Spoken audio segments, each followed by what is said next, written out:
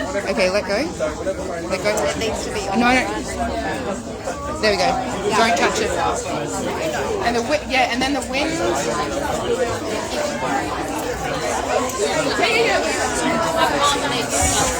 Let's do this.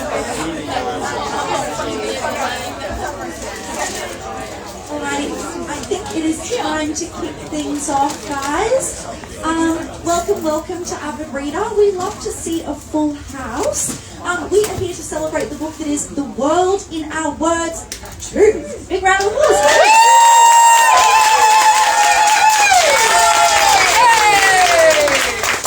So my name is Eleanor, I'm the events manager here at Avid Reader, and I acknowledge that we have gathered here on the unceded and stolen land of the Yagara and Turrbal people.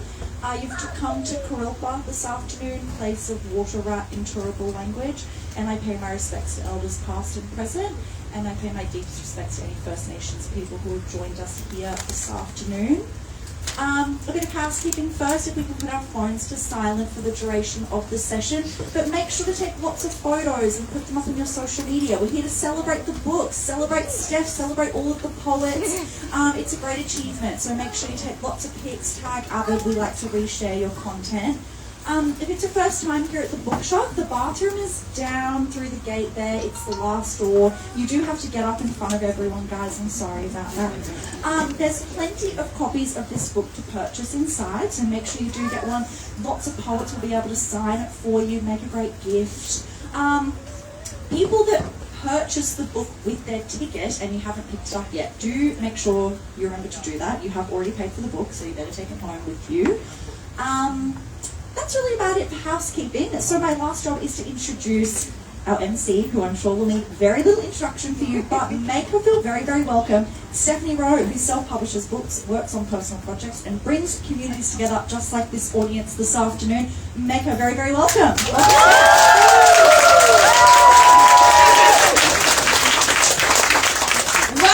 Everybody. Okay, so we have a few things going on, and I just wanted to, so we've got a live, and thank you so much for accepting all of the people into the Teams meeting. So this book is a international poetry anthology, but I call it a poetry collaboration book because all of the poets donate their skills to ensure that this book actually comes and becomes published. So there's not just me, it's like everybody. So Shauna, who is online, if you could wave, because there's a projector up on the wall. That's also, there is a projector up on the wall, guys, so everyone here can see you. I'm sorry you can't see all of us. And so Shauna is from Canada, and she donated her skills to edit and typeset the book. So it really is a collaboration poetry book. I wanted to, so there is international poets who will be speaking today. They're up on the Teams meeting, and so if I just go like this, there might be another person you need to accept because there's different time zones. It's an actual huge thing trying to get everybody here at the one time because they're literally all over the globe. So thank you. I just wanted to thank Avid for having us today. There's 8 poets here, well there's 9 plus me. So thank you for opening your doors and welcoming us so warmly. I wanted to thank the poets. Let's give them a round of applause. Like seriously, this is a reflection of all your efforts. Yeah, this kind of has nothing to do with me. I'm the pusher. I'm like, come on, we've got to keep going. Come on, we've got to keep going. But this is you. This is a reflection of all of your efforts. So I just wanted to thank you for submitting your poetry, for being vulnerable, working through it. Every time I ask something that you're like, oh, but I feel a little anxious or I'm nervous, and you were like, no, but she's asking me to do it and I'm going to do that. And you turned up for me time and time again, and I deeply, deeply appreciate every single one of you, so thank you. Now, I don't know, Jason, if you're on the live, he said he was going to attend the live. I just wanted to thank Jason Rowe, who is my husband, because I wouldn't be standing here without him. He's literally paid for all the petrol that I have put into the car, driving up from Melbourne. I love you, darling. I know you didn't know that, but I put it on the car. And I literally used this because you couldn't do anything about it, because I'm here now. feel. And I was like, could it, like, the whole walk thing have happened like a little bit ago, because this is really hitting the pocket. Anyway, thank you, Jason. You wrote it at home? I know you might be stuck with me forever. And I just wanted to thank every single person that's here for turning up. I know poetry can have a bit of a connotation. I just wanted to say thank you. We all see you, and we are deeply, deeply appreciate that you turned up on your Saturday to come and support all the poets. It really does mean a lot to us. Okay, all the thanks are done. I'm going to quickly go over a little bit of housekeeping on, well, not housekeeping, but a little bit on the book. The World in Our Words is a collaboration book, and the reason why I wanted to self-publish it was because I cannot deal with the world that we're living in. It really kills me to see the wars, to see the famines that are happening, to see the genocides, to see the social and financial pressures that are put on us in Australia, but in other countries as well. And I can't reconcile this. Yeah, it really affects me. And the only way that I could actually action something, that I could go, I'm trying to counter the right, I'm trying to counter the racism, I'm trying to counter all this really horrible shit that's happening, is by going, I'm going to open this book up to the world. I'm going to open it up so that there's multiple languages, and there is multiple languages in this book. I'm going to say we can come together, we can unify, and we can unify through word. And this is my way of taking up space, and I know that I'm loud and I'm very flamboyant, but this is my way of countering the right. Yeah, this is my way of saying we can actually change and influence the world in really beautiful ways and show that we can unify internationally. So that's the undertone of the book. So if you were turning up and assuming I was just not going to have anything political to say, sad face for you. Okay, so now I've done my little speech on that. The first person I would like to ask to come up, so we're going to go through all the poets here, but we are going to go like Ali and then Shauna, who's online, and we're going to just kind of go backwards and forwards between international and someone here. So come up, Ali!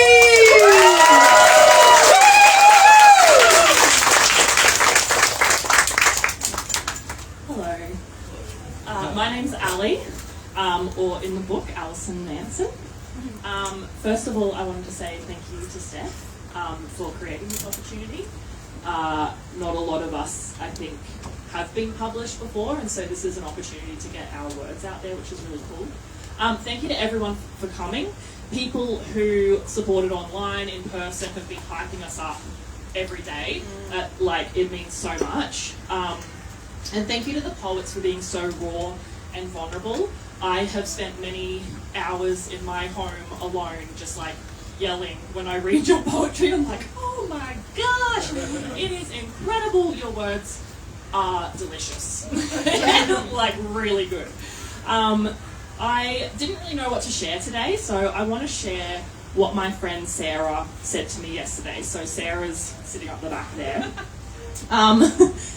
At the end of last year, I was diagnosed with ADHD and autism, and so as a late diagnosed neurodivergent woman, I strive a lot in the public eye, and I always have. I try to be visibly competent, and that means a lot of people don't know that I'm actually a duck, calm on the surface with my little feet kicking ferociously under the water, regularly finishing my days with a debilitating headache.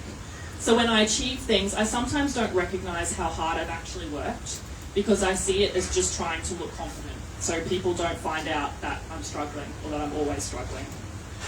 But in the lead up to today, I've had many people in different spheres of life congratulating me on being published, and I kind of look at them like, yeah, all I did was like submit some poems, like thank you.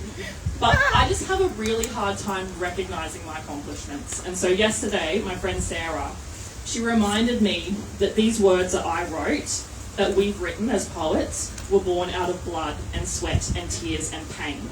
She said, quite aggressively,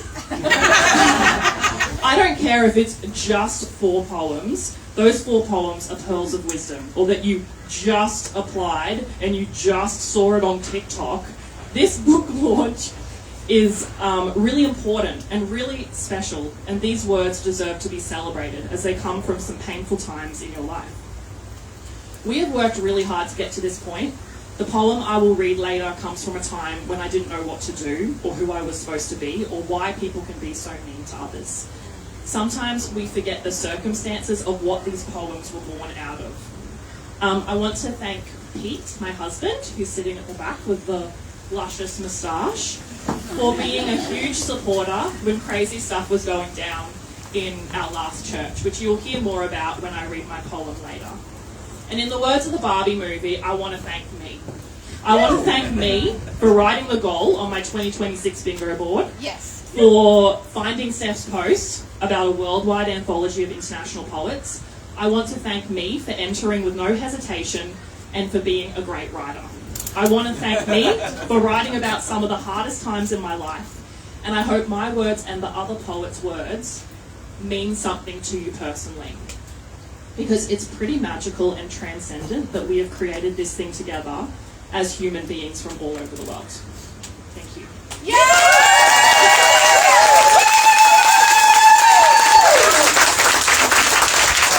I'm not crying, if you couldn't tell. All right, so we've got Trinity online, and yes, can you? Sorry. Yeah.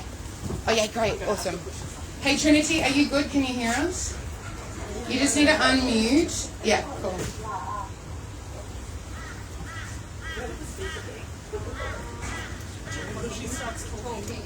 Can you talk, Trinity? Say something.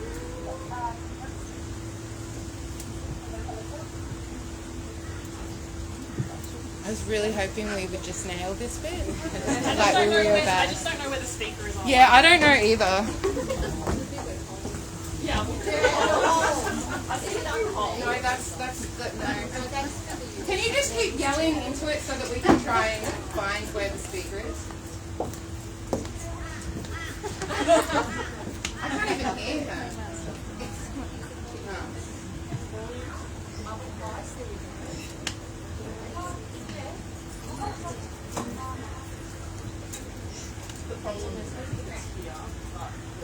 Well, do you want to just move it across and then put it underneath, like the actual computer physically?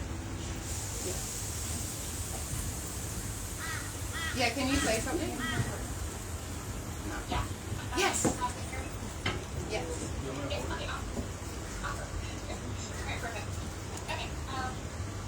Is your mic? Yeah, we can hear you. We're just trying to get you through the speakers, so just keep going. Yeah.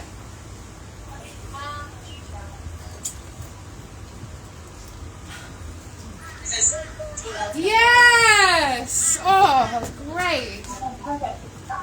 That is so much better.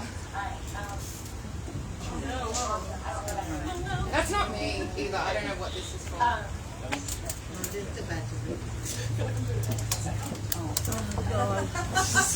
Oh God. Yeah, I think that's the projector. It's plugged in. It's just taking power. It's a big thing. Make sure everything's plugged in.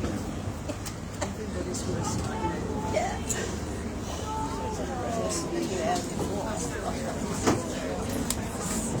Okay, let's just keep going with someone else.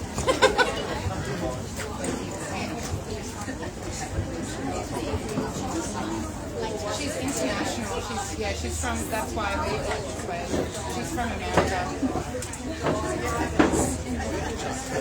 Alright. Okay, we're just going to continue on while that's all being sorted out. So Nate is the next person on the list. I know. Woo! You're like, oh, great. Completely in my comfort zone. I know, I'm really proud of you. You're doing it. I'm Nate, or NN Council as my author name. I'm very appreciative of Steph and everybody coming together. The world in our words to me is, as Steph has said it, unity. All the crazy things that are happening and just a lot of people actively seeking to go against other people for no other reason other than because they feel a need to be against something is insane to me. So I like to contribute and find ways of doing that against the norm. Poetry is definitely not something you often hear about, around place, and I certainly don't know a whole lot of people that are that into literature. So There's a whole room.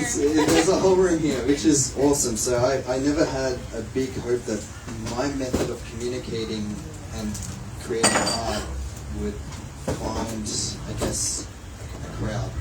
And so seeing Steph's post the first time on the first Roll on Roads and then doing it again, I'm very lucky. I'm so very thankful for that.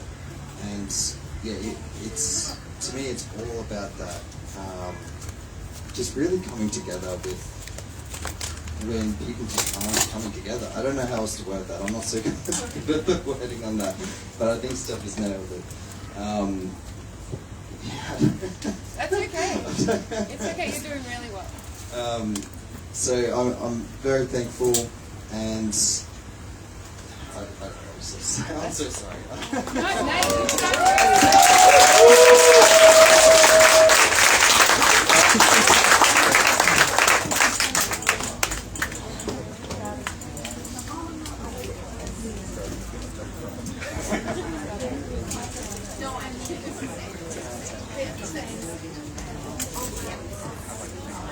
Okay, thank you very much, Nate. Okay, so how did we go with this? Is it down or? Oh, it had just been turned off at the wall, so it's on. It's just charging now. Okay, cool. Just take a second. I'm sorry, guys, online. We're just going to have to wait a little bit until the tech kind of comes back up. So we are going to head right along to Blow. Come on down.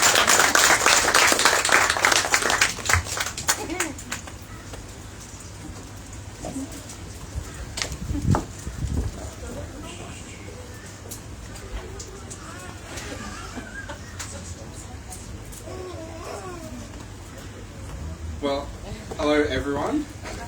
My name is Bo, first time author. So I've got it written down, so I'm just going to read. So it's a strange and powerful thing being here, knowing that something that once only existed in my head has now exists in the world. Printed, shared, being held by other people. So I'd like to first thank Steph for this opportunity and all her hard work for doing this, and to us the poets, because we've done this. Yes. It's absolutely bonkers for me. So for a long time I didn't think I'd get here.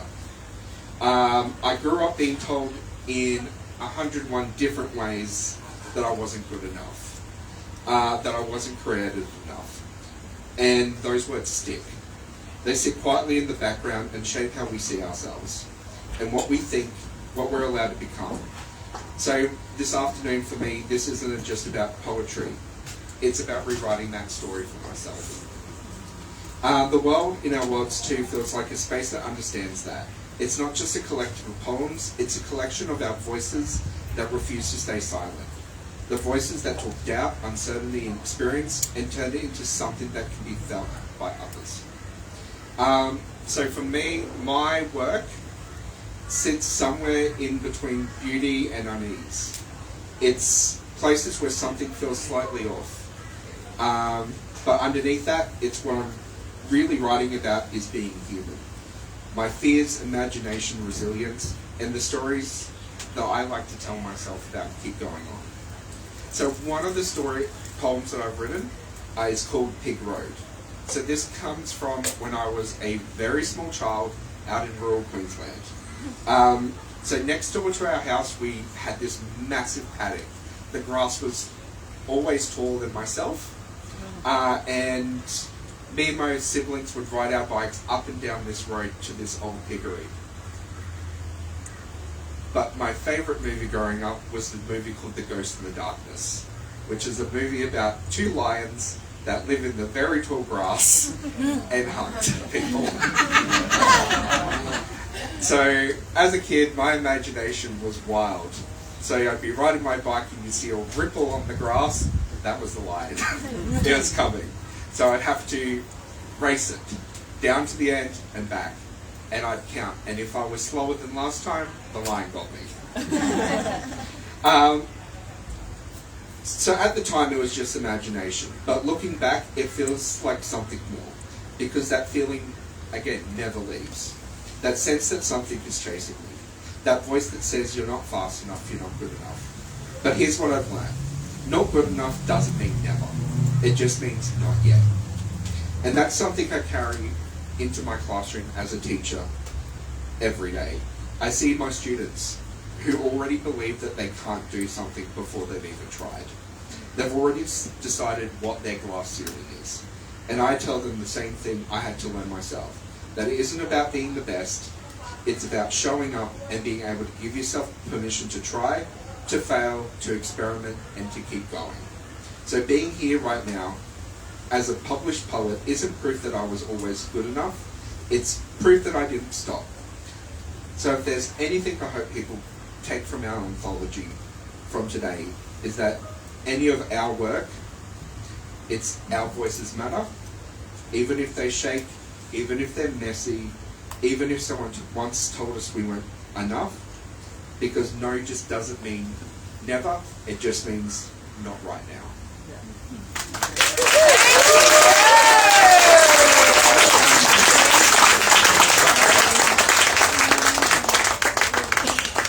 So proud of you. I'm so proud of everybody.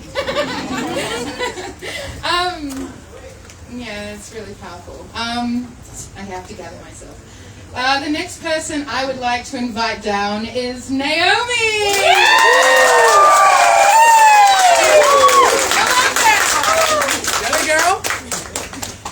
Hi everyone, my name is Naomi, and before I would begin, I would like to thank each and every one of you for taking the time to be here this afternoon to celebrate such a special and connected moment for so many people here. I especially want to say thank you to Steph, she's up there, who has been the weaver of the World Now Words Part 2. If it were not for you and your heart, Steph, none of us would have been able to be here to share our love of language with one another and with the special readers too. Now, I know that that was certainly true for me when I saw your email pop up in my inbox last year, telling me that I had been accepted into this anthology. And I just remember feeling such uncontainable joy at this opportunity. Never would I have ever thought that I would be in this position where my writing could live on a page printed alongside so many other poets whose poets allow borders to fade and shared humanity to flourish. And so being part of this anthology has really compelled me to reflect on why I have always turned to words. Writing, as I'm sure for many of us here, is the river in which I pull from to make sense of what bubbles within me. I need words like ballet dancers need a pointed shoe and gravity to help them twirl. I need words to see, to feel, and to hear, because without them, I fear I wouldn't be able to express and experience this life in such a way that is so full of love, yet also so full of loss. I think that in this world we need words and the true understanding and appreciation of them more than anything. So much of poetry requires one to hear the implicit meanings of words, to feel for what remains unsaid. However, this attentiveness is not unique to poetry. In every domain of life, a word carries a dual meaning. One of my favorite writers, Ocean Vuong, reflected on how everyday language can carry a lexicon of violence. We hear it in phrases, especially around young men in English, when we say you killed it or you smashed it when describing success. And we can see it even more sharply in public language. Terms like migrant, once descriptive of movement or labour, are now often replaced with illegal alien. And in these words, the person becomes a problem and one's existence is inherently framed as unlawful. We also see this same dissonance in more intimate language. When someone is in a state of emotional turmoil, they will often say, "I'm fine," and these words will be accepted at face value. I believe this is the danger of language left idle, for when we listen only to what is said and not to what speaks beneath it, words can just as easily conceal pain as they can illuminate the truth. Now I say this because this is what being part of the world now words too has really shown me.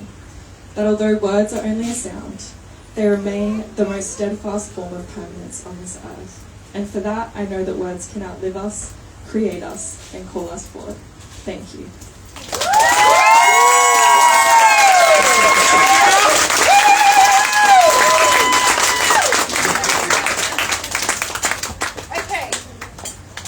We're going to try and go to Trinity again. So let's try and do this, Trinity. Now you're at the front with us.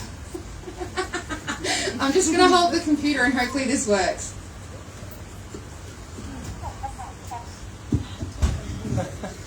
High tech.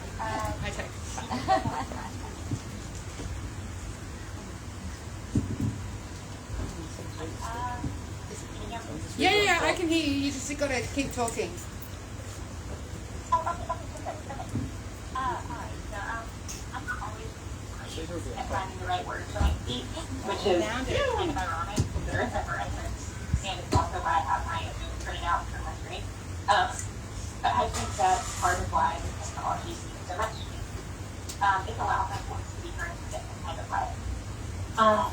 Being part of this has been a little surreal, because there's just something strange about seeing your thoughts exist outside of you. And something that has once felt so fragile and personally it isn't yours anymore. And that's both a little bit unsettling and really beautiful at the same time. But to me, what makes this mythology so special is the connection. It's about how something written alone can still reach someone else across distances and completely different lives and still be understood in much the same way. And through the world in our words, I've learned that our voices don't necessarily have to be perfect to matter, they just have to be ours. And speaking to you as a now published poet, which still feels amazing to say, it is both humbling and a little unreal. But more than anything, it feels like this kind of unity that the world really needs, especially right now.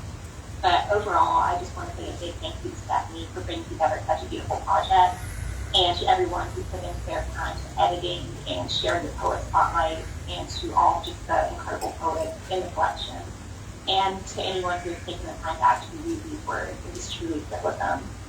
Because it means more than I can truly express, just to know that someone out there can really hear me.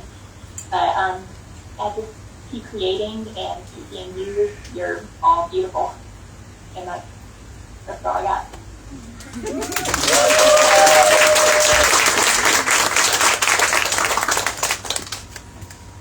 They heard you. I found the speaker. I know, they heard you. It was great. It took a little while, but I got there. So yeah, and they all clapped. If you couldn't hear, they were clapping. Okay, so I'm going to hand over to Shauna now because we've missed out on a few international poets. I will introduce Shauna a little bit. Shauna is amazing, and I know, girl! So this book honestly would not be here without this woman. Like, she is a gun. Like, I was expecting this book to be published at the end of this year. We're in April, and the only reason why this is in existence is because she smashed it out. She also runs Wild Child Publishing, so if anyone wants a book to help with the book being published, she does that. But yeah, whoever's messaging in the chat, you need to stop while people are talking because it keeps dinging. But I'm going to now hand over to you, Shauna, and you're going to be looking at the crowd because I'm going to face it towards the crowd, okay? Okay. Hi all. Wow. What a beautiful experience overall. Thank you, Steph. When I saw the email, and when I actually saw the ad for this, I thought, it's a new thing for me. I'm going to give it a go. And when I got your email saying that I'd been accepted, I thought, I wanted to help. I wanted to pitch in. But I didn't realize that in the process that I would find my tribe. I would find my sisters and brothers. I actually used to live in Australia. I lived in Sydney, in Darling Harbour, and I got married there. So I do have a love of Australia, and one day I really hope to get back there. But working with you, Steph, you guys, you just don't know how much effort and hours and pain and blood and tears one of these things takes to bring to fruition. And really, I think the job that I had was one of the easier ones in comparison to what Stephanie has to do. I think she was on a bus for, 24 hours? Yeah. And, That was Adelaide. So, I mean, these things don't just happen, and I mean, our gratitude is just overflowing for you, man. And yeah, I just, reading every single one of these beautiful people's work, we mine from our lives. And these poems are a moment in time, sort of like a photograph, a snapshot of where we are with our pain and our joy and our love and our hate and our despair. And it's just amazing that this many people from this many countries in this many languages came together in this absolute masterpiece. And I just, I'm thrilled to be a part of it. I salute every single one of you. You are fantastic to work with, and I'd work with any of you again in a heartbeat. So, yeah, anyways, love you all. And I can't wait for the next one.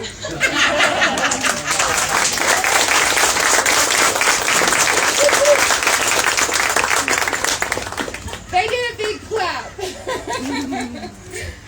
Okay, I think we've done Trinity, we've got Shauna. Is Agnes? Yeah, Agnes, are you good to go or no?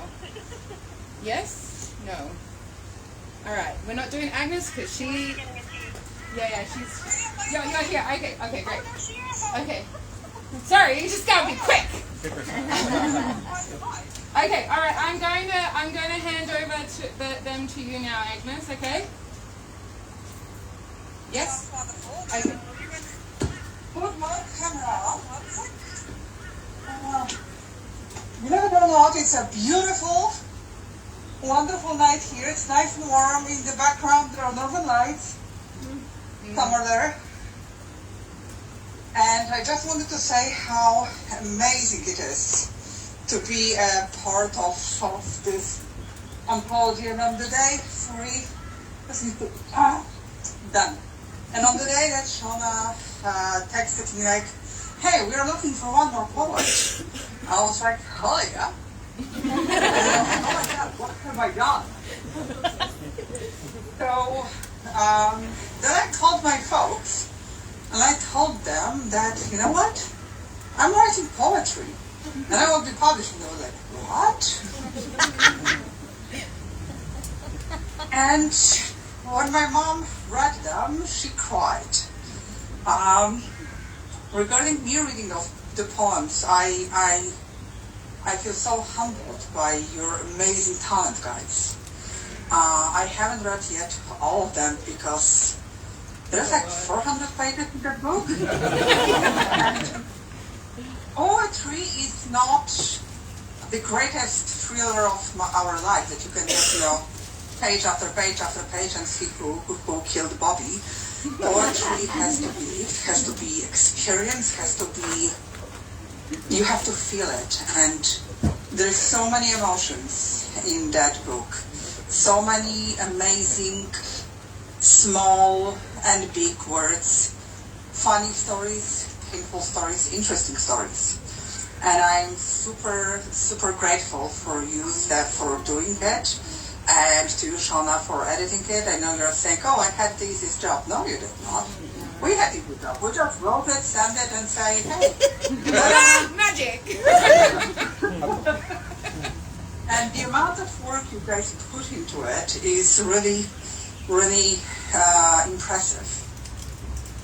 And all the words that I could read and all the poets that I could have met, that I've met, not could have met, I've met, just virtual, but still counts, is an amazing experience. And I realized, thanks to you, Steph, that although I'm not ready to share my current poetry, I was able to release stuff that I wrote a while ago. There were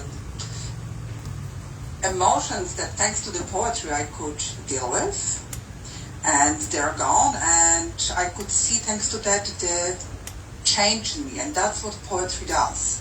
It allows us to go through stuff that happened to our lives, both good and bad, and graduate to the next level. So thank you for that. Thank you for helping me realize all that, and for an amazing chance to virtually meet all of you and be part of this amazing project. And like other people, I cannot wait for the next part. And I see that everyone is there in t-shirts. So guys, now looks like that. And it's a nice warm night. It's right now -14. It's very hot and sweaty here, Agnes. We had -48 not so long ago, so -48. Thank you once again, and hopefully see you guys next year on the volume 3. Thank you so much, Agnes. They all clapped.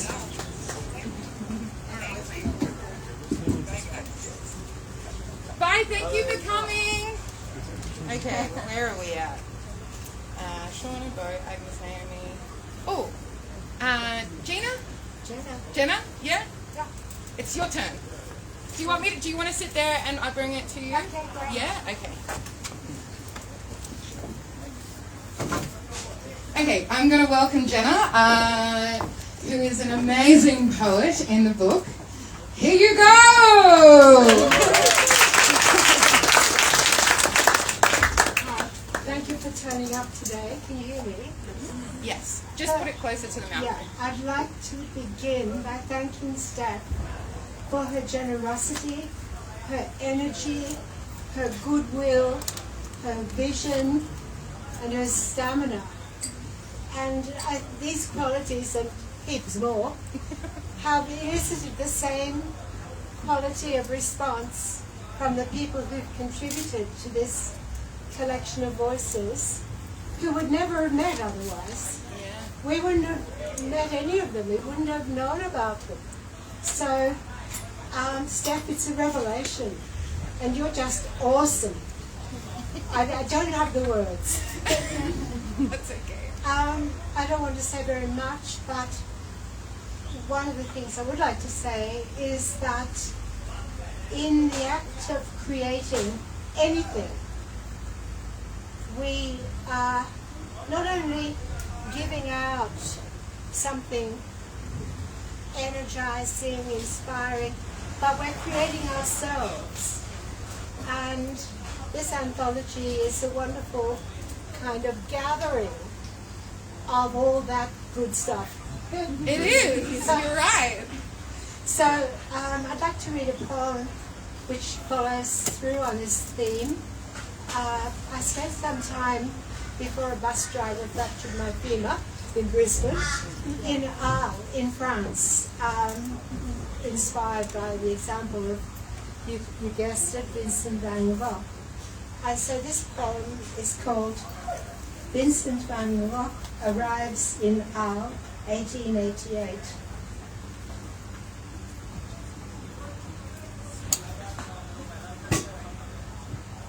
And I've started with a quote attributed to him. God is nature and nature is beauty. He is reputed to have said.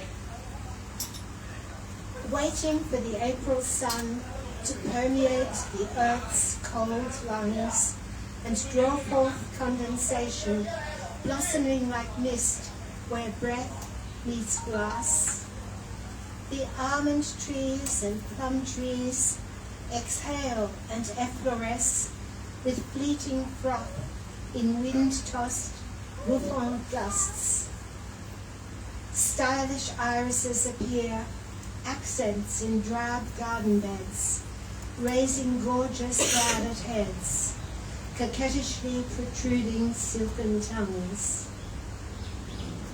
How the August sun warms Roman caskets in Les Aliscons, rotating the chrome yellow dials of sunflowers to track its course. They sing aloud of utmost joy in voices I was meant to hear. Their aura of divinity saturates my brush. Hey!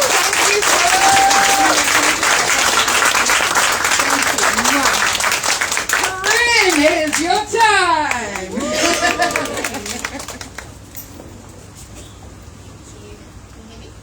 Yeah, closer. A bit closer. Yeah, there we go. I had every intention to write something on the train here from the Sunshine Coast, but I instead decided to start reading it again, looking through, thinking of all the amazing poets we're going to meet today, and I got completely absorbed. So I was like, I'm just going to wing it, because actually that's also how I write, is normally under pressure in the chaos moments. So I was like, I think I work best this way. So first of all, thank you so much, Steph. What an incredible woman you are. The way you have shown up as our kind of leader, but also holding us all in unity has been incredible. Your stamina is outstanding. But I also really appreciate how you showed up so vulnerably at times. I hope you don't want to say that. No, that's being fine. like, I'm at capacity, guys, I need help. And that was incredible and deeply inspiring, so thank you. Yeah, when I put out I've had a couple of short stories and essays published in the past that kept my poetry incredibly private, because they were always born in moments of unease and chaos, and it was very much my way of putting down my thoughts. But when I decided to, I think I just found it on Google, I did that thing where you go, poetry, submit online, and you came up, and I was like, oh, okay, I'll give it a go. And yeah, when you came back and said I'd been accepted, I was a bit blown away. I told my family, and I think they were a bit blown away, because they didn't know that I wrote poetry. And then this kind of whole birthing of this book has just been incredible, and I feel like you've pushed us all as well in the most beautiful, mothering kind way, and really made us all step up in ways that perhaps you might not have thought to do. You've also really inspired me to look a bit more into the publishing industry and how I feel about it, and the way that you're doing things is incredible, and I think we need more of this.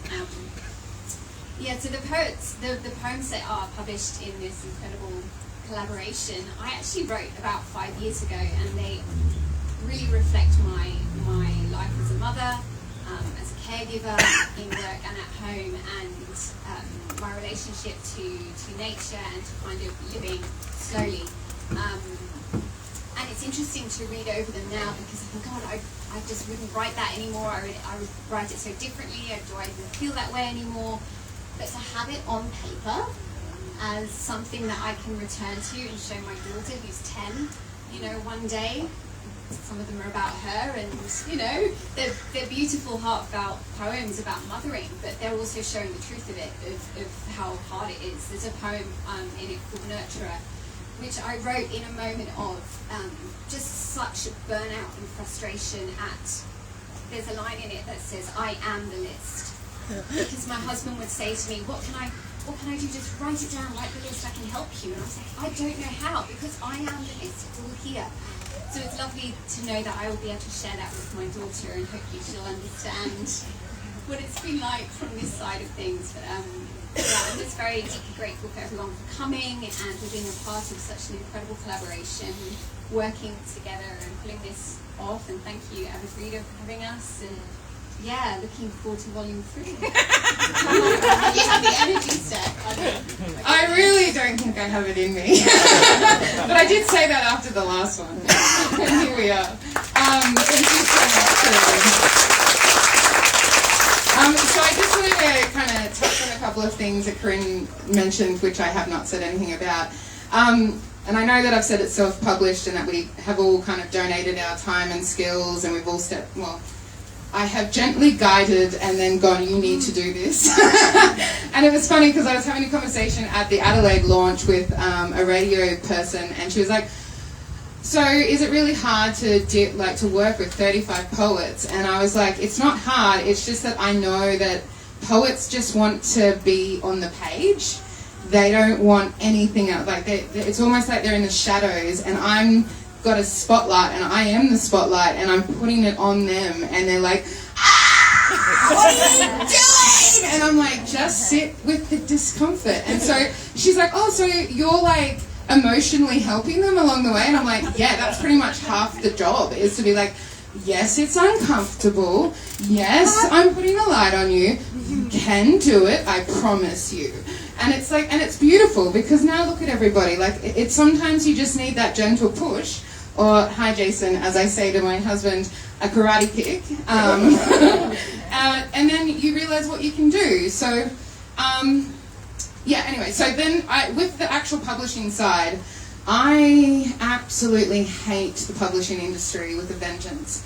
And when I published my first book, Fiercely Me, I realized how horrible it was and how toxic it was, and I wanted to do things differently. And so all the poets get the royalties after the printing costs.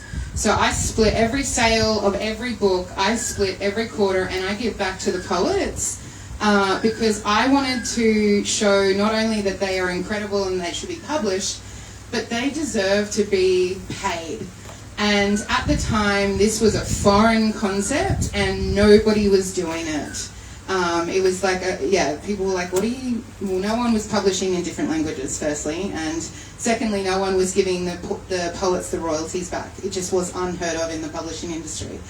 And I knew that in history, there's always one person that has to change for history to change. Yeah. And I knew that had to be me. And so since I published the first book, I think I've seen one other anthology that pays their poets. And I'm just like, surely we can continue down this path, because if I can do it, then anyone can do it. And I wanted to be the change in the publishing industry that I wanted to see. So that's what I wanted to do. So thank you for bringing that up.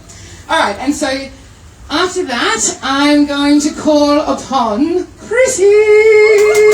Come on down. Hello. True to form, I'm also here. Normally I'm much more prepared. So I just want to thank also Stephanie for doing such an incredible job with this massive project, this massive undertaking. You have so many people here supporting you today and has supported you in other states, in other launches, which has been amazing. And I guess I was shocked to see how many people turned up today to celebrate this book. I'm lucky enough to have my family here today. My husband and my son. My son is the reason I started writing. To write poetry is a way for me to process my journey and sometimes trauma, but also sometimes wonderful things like my relationships with different people. It's been uncomfortable to share some of my vulnerabilities through poetry, and I've been nervous about sharing my words. Scared almost, but it's important to me to be able to have these words in the book, and one day my kids will be able to read those words that mean a lot to me. One of the things I promised to do today was to read a poem about my stepson, because he couldn't be here today, but I still think it's incredibly important to include him. So it's called The Part You Play. There is something profound about meeting a person you fall in love with and discovering they come with a child, and you feel a new kind of love begin. From that moment, you are gently, suddenly, thrust into a different world, making a decision to love not one person, but two. That love is different from a parent's love, their biological love. It is chosen. It grows, it evolves. And that love changes you as a person, for the better, in more ways than you ever expected. You see the world differently through their eyes. You feel their love too, also chosen, also growing, also evolving. And when that time comes that you have a child of your own, that unique love shifts again. Forever grateful to watch my boy grow alongside you, grateful he has you as a brother. There is an art to loving in this way, to finding your place, to listening, adjusting, and showing up with care. Co-parenting are something of all of us, and I am grateful that what we have shaped together is kind, respectful, and always centered on you. Grateful to have been able to play a part in your life, and even more grateful for the part you've played in mine. Akron, I love you.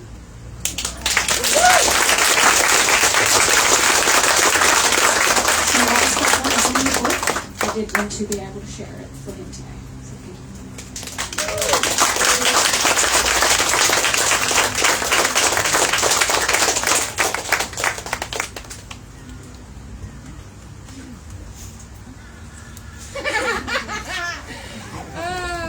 Welcome to poetry.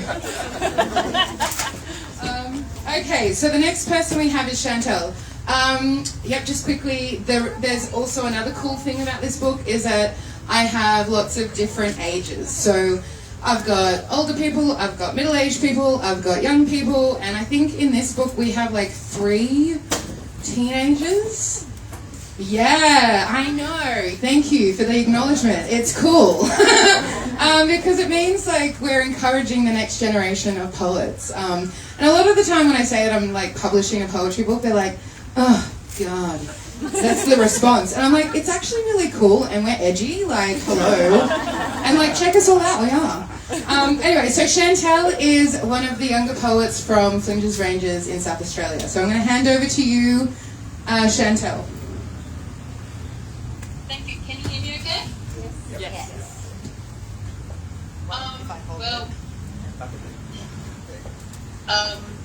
As Stephanie said, I'm one of the younger poets. I'm 15, so I'm at that age where people treat me like a child, but expect me to act like an adult, which I found has impacted my writing a fair bit. But I'm kind of swinging this, if you can't tell, because all I had in my notes was say you're in a book, blah blah blah. So It's a pretty 15-year-old response. I've never really been good at public speaking and coming up with words on the spot, so I don't know why I decided to do it this way, but I always found that when I do my writing, it just comes sporadically and just happens when it happens.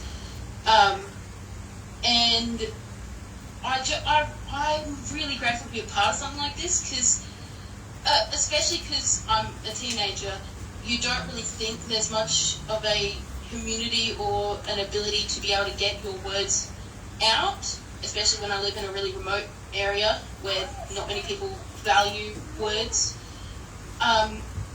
So I'm really grateful to be in such an amazing project like this. But it was only the time when the first book came out, they did a small opening at my local library, and I got the ability to present a poem to a very small group of people, and I got asked the question, do you ever intend on being published one day? And I said, I don't think that's in the books for me. So even being here over a Teams meeting is very special and important to me. I thought I would share just a little snippet of a poem, because a lot of mine are really long. That helps kind of get an image of the kind of things I write. It's from a poem called A Writer's Declaration. I shouldn't expect more than what I have made myself, but I have placed every brick of this house, every bone of my cathedral. I have built and carved all of which is blessed among my body, and alas, you have the audacity to slither inside my hollowed insides and tell me how ugly you think my flesh is. Of course it isn't beautiful, nothing holy ever is. My words are my skin and bones, my dear, you should be proud I let you view my wreckage. And That's what I was like reading. yeah, I think that helps get understanding of it. That line's on the wall.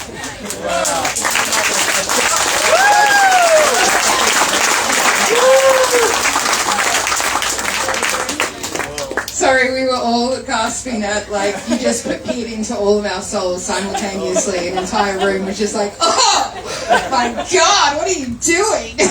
You're not allowed in there. So thank you very much, Chantel, for waking us up a little bit. Okay, so the next person we have, yes, is Elspeth? I'm sorry, I've been typing your name, wondering how to say it. So Elsie? Elsie. Yeah, I don't know. It's like the name of the dead solution. Okay. Awesome. Well, my name came from a junkie, so a dead junkie. Hi, I'm Elspeth, or Elsie, or whatever. I'm 17, absolutely absolutely thrilled to be here. I'm so thankful to Stephanie and to everyone who took the time to be here, especially my mum and my dad and my nana, sitting looking very glamorous. Nana's on her phone. She's like, oh. My dog couldn't be here, he's busy. This is my first time doing anything like this. I honestly didn't think there were a lot of opportunities for young people to get their stuff published. I had this notion in my head that people wouldn't really be interested or would think I'm being a little bit melodramatic or something, which I am, so that's okay. I think we all are. I think we all are. I think that's probably the point of writing a little bit, you know? When I got the email that I got into the book, I screamed in the middle of my school, and I went home and I told everyone, and they've all been really, really supportive of my family, so it's been really wonderful. I know everyone has worked really, really, really hard on this, and as someone who, really wants to be a writer, has wanted to be a writer since I first picked up a book, it has been really inspirational and it's built a lot of confidence within me that I don't always have a lot of. I'm a very anxious person and I find it really hard to share private parts of myself sometimes. And there's stuff in my poems about stuff that I've been through mental health wise and a lot of my anger at some of the stuff that happens in the world, and that's what I think is really beautiful about the book, giving people, especially young people, a chance to talk about the stuff that makes us angry about the world and the stuff that we keep inside ourselves because we don't think people care enough to listen. I'm not good with the spoken word, but the written word is something that I think can oftentimes be more powerful because you're saying the things that you don't think you can say out loud. You got this. Don't apologize, you've got it.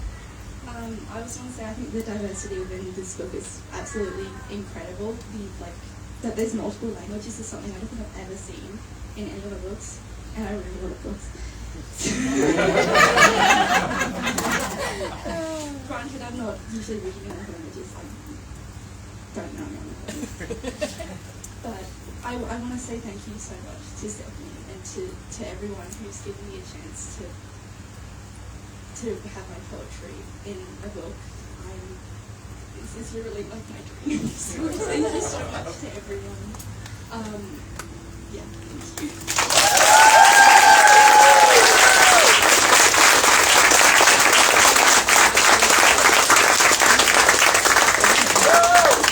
Okay, and we are at the end of all of the speakers. I know, I actually did it, even though it was a little dodgy. I got it. I did it. We've gone through. Yeah.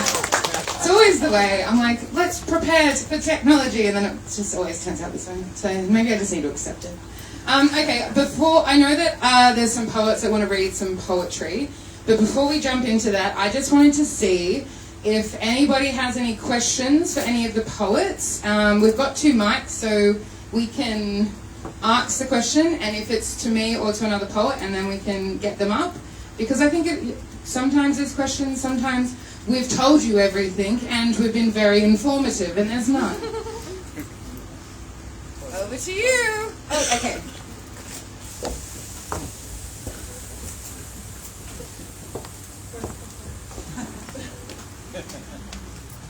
Are there authors that were in the first book that are in the second book as well? Yes, there is. Nate, would you like to stand up?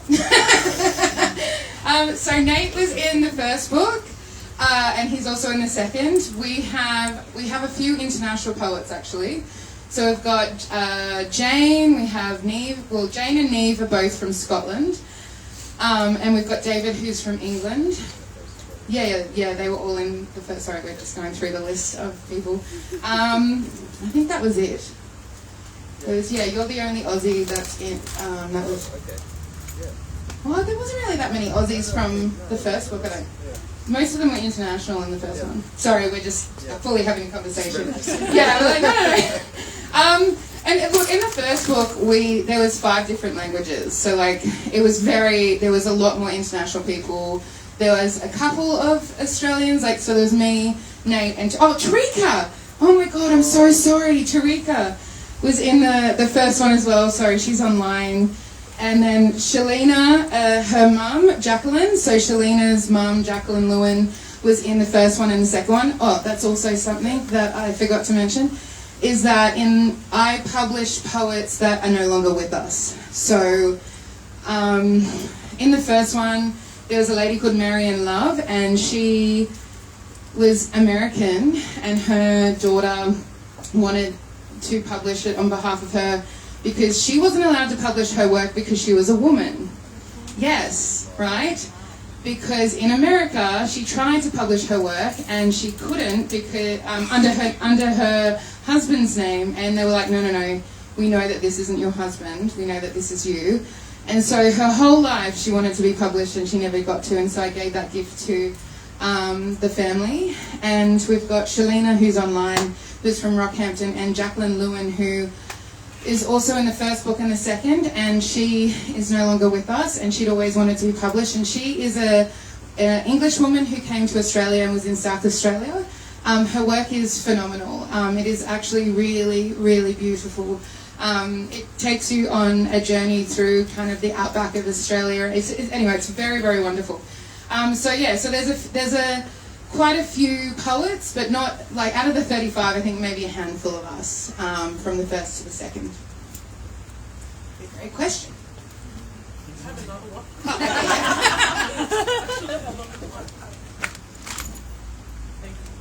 Thanks. With the book and the poems that are in another language, is there a recommendation for how to read those, or is there a translation included? Oh, great question. Well, is it English? Like, if you translate it to English? No. So the poets were lovely enough to translate them to English. So in the first one, there is a Israeli woman, and she went to her Australian neighbour and like worked with her to get them translated. By the way, she is not a Zionist. She went on hunger strike. Like, this woman was incredible, actually. She went on hunger strike. She's an older woman in Israel, and was like against the genocide in Palestine, and was like on hunger strikes and like chaining herself to the poles of her parliament. Like, you know, so even though there's this whole nasty thing about everyone from Israel is horrible, there actually isn't, and there is resistance in Israel, and she is one of them. And so and if you get the first book and you read her poems, you'll see how powerful they are. It really kind of made me stop in my tracks to realise that we don't truly understand what it's like to live in a war. And anyway, all of them are translated into English in both the first and the second book, except I think one poem in the first anthology. What was that person's name? The Israeli lady, Roni Adams. Yeah, Roni Adams. Yeah. Look at my memory. Oh my God, I'm impressing myself. I have the worst memory. I was in a really bad car accident a couple of years ago and it shot to shit. Okay, any other questions? Yeah, okay. Any other questions? No, we've been very informative. Wonderful, okay. How long have we got? What is the time? 3:35. Ah, okay. I don't think we're going to have any time to read poems, I'm sorry. That's okay, it's in the book. It is in the book! Nice. Okay, thank you everybody. Okay, poets come up. I want all the poets up here. I know, I'm dragging you into the spotlight once again. I just don't stop doing it. I love it though. Alright, let's do this. I would like all of us up here. And what I'm going to do is I'm going to... Can you see everybody? There's so many people here, guys. So many people. Okay, on the count of 3, I just want you guys to go absolutely bananas and really, really loud, okay? 1, 2, 3. Woo!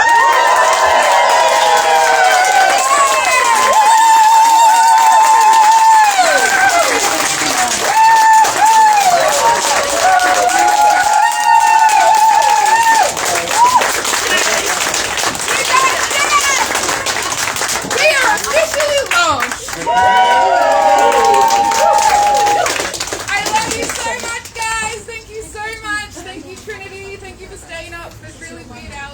I love you guys. Bye. Bye, guys.